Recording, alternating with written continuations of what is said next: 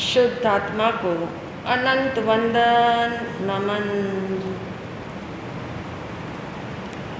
कोई पूछे चीनी मीठी क्यों है, अग्नि उष्ण क्यों है,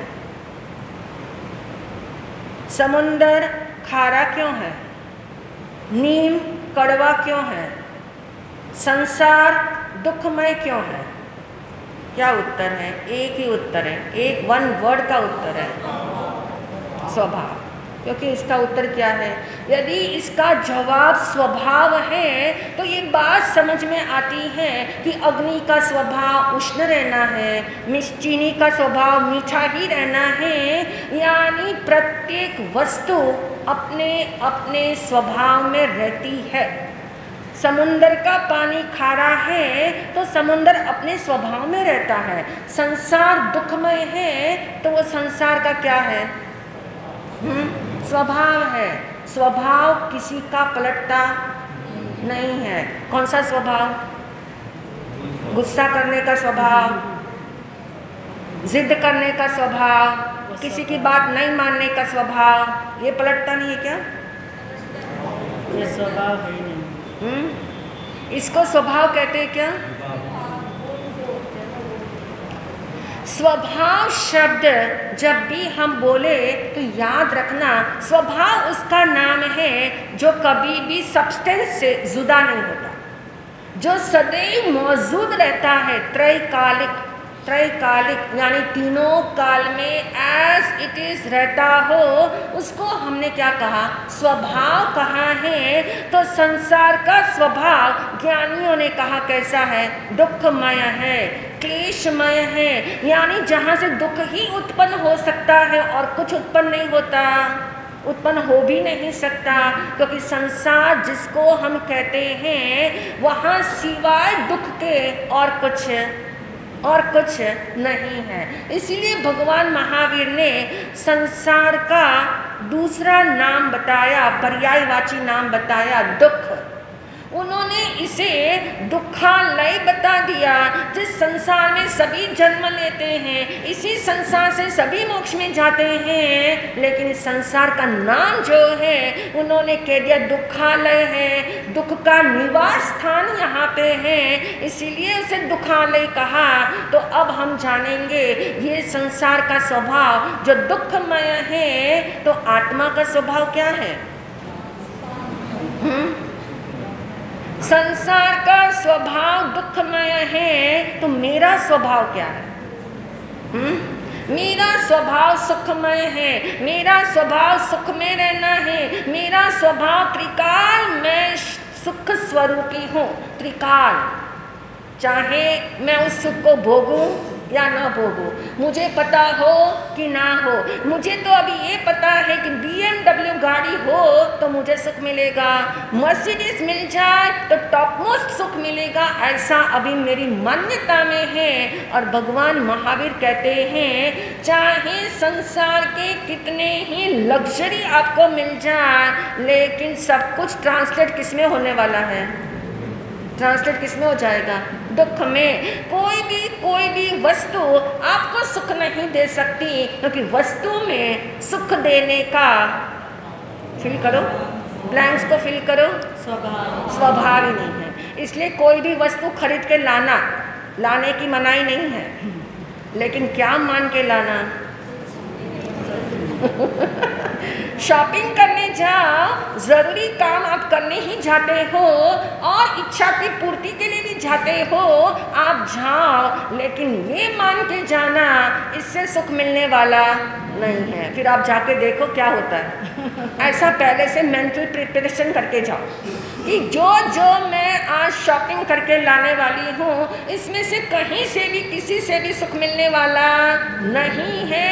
ऐसा अंदर में पक्का विश्वास हो, ऐसी बिलीफ सिस्टम आपकी जो है जम चुकी हो कि यस बराबर है। हमारे भगवान ने तो यही कहा, कोई वस्तु मिल जाए सुख मिलने वाला नहीं है, कोई पद मिल जाए सुख मिलने वाला नहीं है, कितने अच्छे लोग मेरे इर्द गिर्द हो, मुझे सुख मिलने वाला नहीं है। क्यों नहीं मिल सकता? क्योंकि सुख मेरा स्वभाव है। किसका स्वभाव है? मेरा, मेरा यानी किसका? आत्मा का। सुख मेरा स्वभाव है, जो जिसके पास होगा उसी से तो वो बात मिलेगी। जो जिसके पास नहीं है उससे हम मांगते हैं तो कहाँ मिल सकता है? जिस आइसक्रीम में सुख देने की ताकत नहीं है उससे हम आइसक्रीम खा करके सुख मिलेगा, ऐसा हम मेंटालिटी तैयार करें तो कहाँ से मिल सकता है? क्योंकि सुख किसका स्वभाव है? मेरा। सुख आइसक्रीम का स्वभाव नहीं है, वो जड़ है, वो पुद्गल है, उसमें सुख नाम का गुण ही नहीं है, सुख उसकी प्रॉपर्टी नहीं है, तो सुख मुझे कहाँ से मिलेगा? इसलिए कहा वस्तु से सुख नहीं मिलता, व्यक्ति से सुख नहीं मिलता, अनुकूल परिस्थितियों से सुख नहीं मिलता, तो फिर सुख कहाँ से मिलेगा? सुख किसका स्वभाव है? मेरा। सुख आत्मा का स्वभाव है, सुख मेरा स्वभाव है। स्वभाव उसका नाम है जो त्रैकालिक रहता है, तीनों काल रहता है, अनकंडीशनल रहता है, कोई कंडीशन नहीं होती उसके लिए। कोई कंडीशन नहीं कि ऐसा होगा तो सुख मिलेगा, ऐसा नहीं होगा तो नहीं मिलेगा, ऐसी कंडीशन नहीं होती। त्रैकालिक, त्रैकालिक का मतलब अनकंडीशनल, अनकंडीशनल सुख मिलता है। इसी का अभिप्राय पकड़ के अब हम चलेंगे कि जिस चक्रवर्ती के पास इतनी भोग सामग्री है, आपने थोड़ा ग्लास उसका लिया कि उस चक्रवर्ती का ऐश्वर्य कैसा है, स्वास्थ्य कैसा है, शरीर का बल कैसा है, उसके पास क्या क्या तामझाम है, उसका हमने एक छोटा सा व्यू लिया, लेकिन ज़्यादा व्यू लेने की ज़रूरत क्यों नहीं है? क्योंकि ये पता लग गया कि चक्रवर्ती जैसा भी पद यदि किसी को मिलता हो तो भी क्या मिलेगा? दुख मिलेगा। चक्रवर्ती जैसा पदवी मिल जाए तो भी दुख मिलेगा। ऐसा जो चक्रवर्ती समझ लेते हैं, ऐसा जिसने समझ लिया, बात को महसूस करके समझा, एक्सपीरियंस करके समझा, वो चक्रवर्ती क्या करते हैं? हाँ, वो सर्ववीरती बन जाते हैं, वो समस्त चीज़ों का त्याग कर देते हैं। इतना क्लाइमैक्स जिसको हम कहते हैं संसार के टॉप लेवल पे चक्रवर्ती को सारे सुख मिले, संसार के शिखर पर बैठे हैं, संसार के सो कॉल्ड जितने जितने प्लेजर्स हैं वो सब कुछ उनको हासिल है। और कितने काल के लिए हासिल है? कितने समय के लिए मिला है? आयुष्य है। जब तक शरीर में प्राण है तब तक उनके पास भोग सामग्री है। हमारे शरीर में जब तक प्राण है तब तक हमारा जो तामझाम है वो रहेगा कि नहीं रहेगा? कोई गारंटी नहीं। यानी ऐसी कोई गारंटी आपको नहीं है। लेकिन चक्रवर्ती के रूप में जो चक्रवर्ती पद मिलता है वो दीर्घ काल के लिए, अर्थात जब तक उनकी उम्र है तब तक वे एज इट इज इंद्रियों के सुख में लीन रह सकते हैं। ऐसा उनका शरीर का सामर्थ्य है, ऐसा उनकी लग्जरी उनके पास है। तो इसी बात को जरा सा खोल के समझेंगे कि इस अवसर पिणी काल में 12 चक्रवर्ती हुए और 12 चक्रवर्ती में से हमें रेशियो निकालना है कितने चक्रवर्ती को ये बात समझ आ गई कि आत्मा में सुख है, संसार में सुख नहीं है। कितनों को समझ आई? 10 को समझ आ गई। 12 में से संख्या देखो, 12 टोटल 12 है। तीर्थंकर कितने हैं? 24। 24 तीर्थंकर को क्या समझ आया? 24 तीर्थंकर को ये समझ आया कि संसार में सुख नहीं है। इसलिए 24 तीर्थंकर राज परिवार में जन्म लेकर के भी क्या कर दिया? उन्होंने छोड़ दिया। उन्होंने राजमहल को छोड़ दिया। राजमहल छोड़ करके उन्होंने संदेश क्या दिया? उन्होंने हमें क्या मैसेज दिया? उन्होंने ये मैसेज दिया, यदि राजमहल में सुख होता तो मैं क्यों छोड़ता? क्या मैसेज दिया? यदि राजमहल से सुख होता, राज वैभव में सुख सुख होता तो मैं क्यों छोड़ देता। यानी उन्होंने दुनिया वालों को मैसेज दिया कि जो कुछ मुझे मिला है उसमें सुख नहीं है, और सुख कहाँ है उसको खोजने के लिए, उस सच को खोजने के लिए मैं निकल रहा हूँ, ये मैसेज उन्होंने दिया। और यही बात चक्रवर्ती, जो 12 चक्रवर्ती हैं, रेशियो आप देखो 12 में से 10 को बात समझ आ गई और 2 को नहीं आई। और ये तो आप जानते हैं ऐसा रेशियो को बहुत अच्छा है। फिर भी कितना हुआ रेशियो का ग्राफ? 5 गुना व्यक्ति को बात समझ आती हो, जितने लोग आते हो उसमें से 5 गुने को समझ आती हो और 1 को नहीं आती। जितने को नहीं आती हो उससे 5 गुने को समझ आती हो, बहुत बड़ी उपलब्धि है। ऐसे ही 10 चक्रवर्ती को ये बात समझ आ गई और 2 को ये बात समझ नहीं आई। 2 ने पद का त्याग नहीं किया, ऐश्वर्य का त्याग नहीं किया, 2 चिपक के रह गए। क्या सोच करके चिपक के रह गए? उसके लिए मैंने कल आपको चिंतन करने के लिए एक छोटा सा वाक्य दिया था, और वो वाक्य था, टॉप मिला है तो स्टॉप मत कर। टॉप मिला है तो स्टॉप मत कर। अब ये वाक्य को अंदर घुमाने के लिए कहा था आपको 24 घंटे। टॉप मिला है तो स्टॉप मत कर, इसलिए बताओ इसका मीनिंग क्या है? जो चक्रवर्ती पद का त्याग नहीं करते हैं वे इस वाक्य की इस विचारधारा पे चलते कि टॉप मिला है तो स्टॉप मत कर। पहले हम वहां से अप्लाई करें। जो 2 चक्रवर्ती जिन्होंने क्या नहीं किया, इस पद का त्याग नहीं किया। पद का त्याग नहीं करो तो सारा भोग चल रहा है, पद का त्याग करते हैं तो सारे भोग क्या हो गए, दूर हो गए।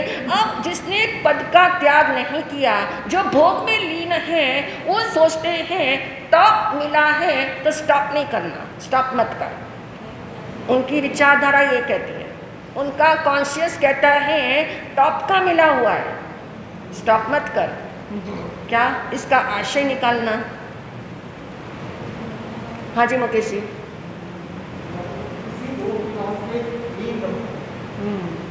हाँ, टॉप मिला है तो स्टॉप नहीं कर, एंजॉय करने में स्टॉप मत कर। जो टॉप का पुण्य मैंने बांधा हुआ है किसी जन्म में, किसी जन्म में मैंने इतना टॉप वाला पुण्य बांधा हुआ है कि आज उसका जो फल मिला है वो इतना शिखर पे मिला हुआ है, दीर्घ काल वाला फल मिला हुआ है, जल्दी से उसमें कोई छेदन भेदन नहीं कर सके, ऐसा पुण्य मिला हुआ है, ऐसा फल मिला हुआ है। तो उसमें स्टॉप मत कर। स्टॉप मत कर यानी एंजॉय करने में स्टॉप मत कर। इंद्रिय सुख जितने मिले हुए हैं इससे ज़्यादा मैक्सिमम किसी को कुछ मिल नहीं सकता, ये मैक्सिमम है। इसलिए उनके अंदर तृष्णा वाली बात नहीं होती। क्यों? क्योंकि इससे ज़्यादा मिल ही नहीं सकता, इससे ज़्यादा किसी को प्राप्त नहीं हो सकता। लेकिन उनके अंदर तृष्णा कौन सी वाली है? जितना मिला है उतना भोगने का सामर्थ्य होता नहीं। आप अपने ही घर में देख लो, अपने साथ देख लो, अपने शरीर के साथ देख लो, जितना आपका सामर्थ्य है, पुण्य का उदय है, उतना शरीर जो है परमिट करता नहीं। 1 कटोरी खीर खा सको ऐसा शरीर का सामर्थ्य है। और पुण्य का सामर्थ्य कितना है? पुण्य का सामर्थ्य कितना है? पुण्य का उदय है कि इतने लोगों को खीर खिला सकते हो, लेकिन खुद कितनी खा सकते हैं? 1 कटोरी से ज़्यादा खा नहीं सकते, ऐसा हमारा सामर्थ्य है।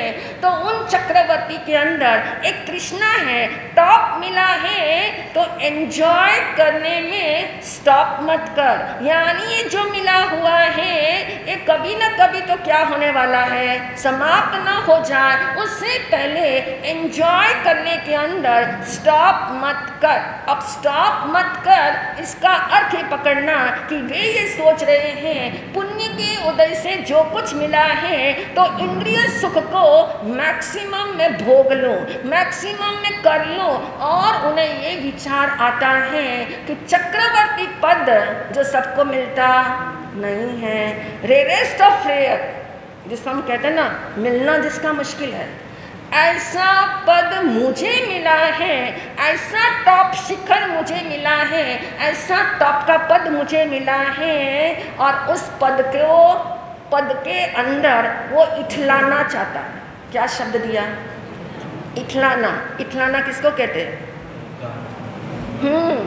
जो टॉप का मिला है उसका वजन वो महसूस करना चाहता है, उसका वजन उसके सामने है। जो टॉप का मुझे मिला है उसका इतना वजन है, उसका इतना भारीपन है, उस भारीपन को महसूस करता है। यानी वो चक्रवर्ती ये सोचता है जो टॉप का मिला हुआ है ये चक्रवर्ती पद, उसके बीच में मैं क्यों नहीं इठलाऊं और दान पुण्य करके मैं स्वर्ग में क्यों ना चला जाऊं। क्या सोचता है वो? इतना सोचता है। मिला है मेरे ही पुण्य के उदय से, मैंने ही पुण्य बांधा है, ये फल मेरा ही है, चखने में मुझे कोई बाधा डाल नहीं रहा है, तो चखूं क्यों नहीं। टॉप मिला है तो स्टॉप मत कर। अब ये वाली बात दो चक्रवर्ती ने इस ढंग से सोची, और सोच करके क्या किया उन्होंने? पद का त्याग नहीं किया, पद का त्याग नहीं किया। और 10 चक्रवर्ती जहाँ सोचते हैं, क्या सोचते हैं? जो 10 चक्रवर्ती सोचते हैं टॉप मिला है तो स्टॉप मत कर। कौन इसका आशय बताएगा? अमित।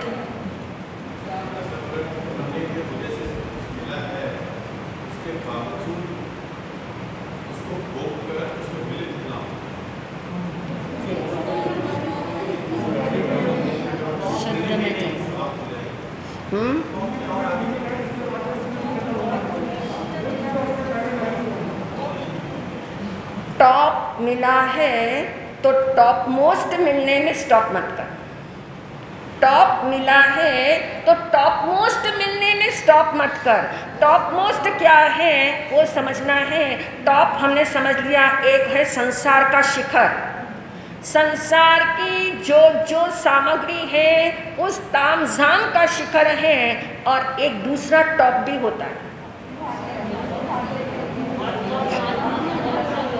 हाँ जी संगीता जी, कौन सा है टॉप मोस्ट? हाँ, यानी एक है संसार का शिखर और दूसरा है अध्यात्म का शिखर। दोनों शिखर है।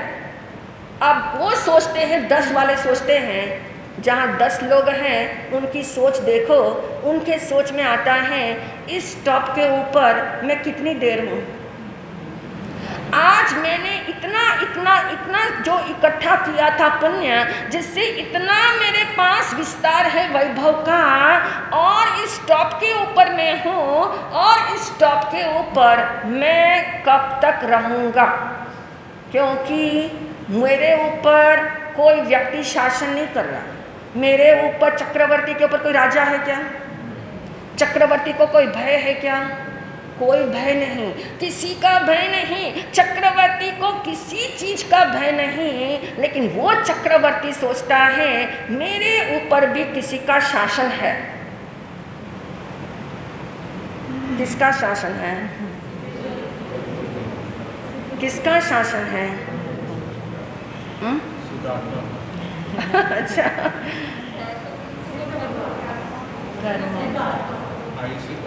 मेरे ऊपर कर्मों का शासन है। कर्म का चक्र चल रहा है। ये किससे मिला है सब कुछ? कर्म के उदय से। मेरे ऊपर कर्म का शासन है, मेरे ऊपर काल का भी शासन है। दोनों शासन बहुत तगड़े हैं। मैं तो हूँ ही, मेरा पुण्य का उदय चल रहा है, और उस पुण्य के उदय को जो उदय है वो अस्त भी होगा कि नहीं होगा। जिसका उदय है उसका अस्त है। तो ये बात समझने में देर नहीं लगी उन 10 को कि आज मैं पुण्य के शिखर पे बैठा हुआ हूँ, पुण्य का उदय इतना शिखर के ऊपर है, तो अब टॉप मिला हुआ है, तो टॉप से दूसरे टॉप के ऊपर क्या करो। क्योंकि संसार का टॉप उसकी खासियत है, उसकी खूबी है। जो व्यक्ति संसार के शिखर पर पहुंच जाता है, टॉप जो है वो हमेशा नुकीला होता है, टॉप जो है पॉइंटेड होता है, उस टॉप पे एक के ही रहने की व्यवस्था होती है। वो टॉप ऐसा है जरा सा भी संभलना नहीं हुआ कि क्या हुआ, गिरना। यानी वो टॉप ऐसा है जिसके बाद यदि व्यक्ति नहीं संभले तो गिरना होता है। उन 10 ने सोचा यदि शिखर के ऊपर बैठे हुए हैं तो इस शिखर से उस शिखर के ऊपर चले जाना, टॉप से टॉप मोस्ट चले जाने में स्टॉप मत कर। टॉप से टॉप मोस्ट में जाने के लिए क्या नहीं करो, स्टॉप नहीं कर। ये आज जो कुछ मिला हुआ है ये नुकीलापन है, ये नुकीलापन है, ये दुख देने वाला है। अभी मैं जो हूँ यहाँ पे चक्रवर्ती हूँ, कब तक? जब तक मेरी 2 आंखें खुली हैं तब तक सारा खेल है, तब तक सारा खेल है। और 2 आंखें मेरी बंद हो गई कि मैं 7वीं नरक की भयंकर जेल में हूँ। क्या है चक्रवर्ती की नियति? चक्रवर्ती के लिए नियम है कि जो चक्रवर्ती अपने चक्रवर्ती पद का त्याग नहीं करते वे कहाँ जाते हैं? 7वीं नरक में जाते हैं। और जो चक्रवर्ती पद का त्याग करके, जाहो जलाली को त्याग करके यदि वे ऊपर उठ जाते हैं तो मोक्ष की प्राप्ति कर लेते हैं। और यदि मोक्ष की प्राप्ति करने में कुछ प्रमाद रह भी गया, हो भी गया, तो देवलोक में चले जाते हैं, बहुत शीघ्र वे मोक्ष में चले जाएंगे। यानी 10 में से 8 तो उसी समय मोक्ष में गए और 2 कहाँ पे है इस समय? 2 कहाँ पे हैं? देवलोक में है, देवलोक में है, लेकिन मोक्ष में शीघ्र जाने वाले हैं, उनका मोक्ष भी फिक्स है। तो कहने का अभिप्राय टॉप से टॉप मोस्ट में जाना, उसके लिए जो है स्टॉप नहीं करना। एंजॉय करने के लिए तो स्टॉप नहीं करने की शैली तो अनादिकाल की है। जो मिला उसको एंजॉय क्यों ना करूं? कैसी भाषा है, कैसी परिभाषा मन से निकलती है, कैसी सोच निकलती है कि जो पुण्य के उदय से मिला है उसको भोगने में पाप क्या है? कहीं छीन तो नहीं रहे किसी का, किसी का हम कुछ ले तो नहीं रहे।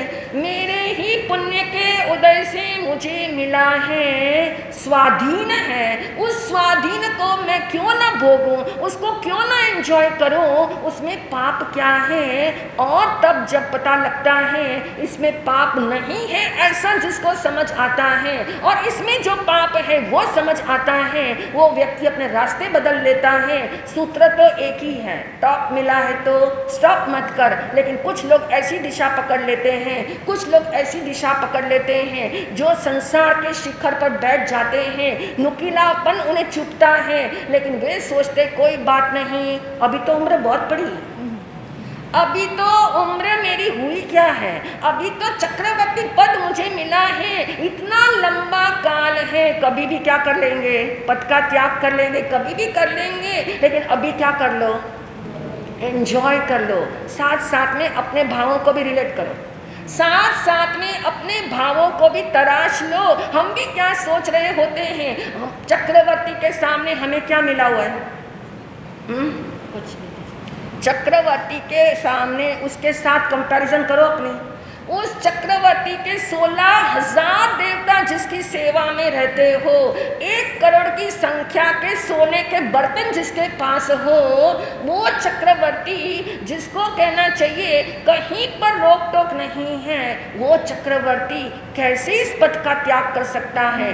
कौन सी अंदर में कॉन्सेप्ट उनका क्लियर हो गया है जिसकी वजह से, जिसके बल पे वो इस सब का त्याग करके वो ऐसा मार्ग चुन लेता है, वो उस शिखर पे चला जाता है जिस शिखर पे जाने के बाद हमेशा हमेशा अनंत काल के लिए उसी शिखर पे टिक सकता है। संसार के शिखर पे हमेशा टिकना नहीं हो सकता। आयुष्य हो गया पूरा तो उस शिखर से क्या होना पड़ेगा? सीधा 7वीं नरक में जाना पड़ेगा। और दूसरा शिखर जो अध्यात्म का है, उस शिखर पे अनंत सुख अनंत काल के लिए अव्यवबाद रूप से मिल सकता है, ऐसा ये परमानेंट सुख है। तो कल हम और विचार करेंगे चक्रवर्ती जो 10 हैं वो और क्या सोचते हैं, कैसी उनकी सोच जो है उनके अंदर संक्रमण करती है, जिससे वे एक दिन सर्वव्यक्ति का अनुभव करते हैं। इन्हीं भावों के साथ आज का सामूहिक तप है विनय, उपवास, आयंबिल, मास कमान, ये तो तप है ही, पर भगवान ने विनय को भी क्या बताया, तप बताया। और आज के दिन इसका प्रयोग करेंगे, जैसे पहले भी किया था आपने, विनय यानी झुकना, वंदन करना। आज तक किसको वंदन नहीं किया होगा? हमने सबको वंदन किया। हरियन परमात्मा को रोज करते हैं, सिद्ध परमात्मा को रोज करते हैं, गुरुओं को रोज करते हैं। किसको नहीं किया आज तक वंदन? अपनी निःशुद्ध आत्मा को, यानी निःशुद्ध आत्मा को आज तक वंदन नहीं किया। पहले हरियन सिद्ध परमात्मा गुरु को वंदन करना, तिखुतों के पाठ से 3-3 वंदन सबको करना, और लास्ट वंदन किसको करके देखना। आप कहेंगे कैसे करेंगे अपने को वंदन? रोज नहीं बोलते हम, मैं हूँ आत्मा, शुद्ध आत्मा, शुद्ध आत्मा को नमन बोलते हैं ना। तो शुद्ध आत्मा को कैसे नमन करना है?